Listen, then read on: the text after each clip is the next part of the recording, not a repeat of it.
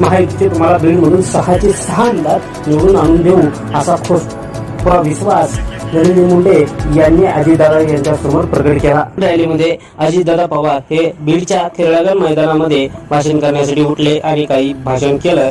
त्याच अगोदर त्यांना त्यांचं भाषण थांबावं लागलं, कारण मराठा आंदोलन करते जे काही मराठा समाजाचे लोक होते त्यांनी अजितदादाला घेरलं आणि अजितदादा तुम्ही मराठ्यांना ओबीसीतून आरक्षण द्यायचं का नाही द्यायचं याची भूमिका तुम्ही स्पष्ट करा असा जबाब अजितदादा यांना विचारला।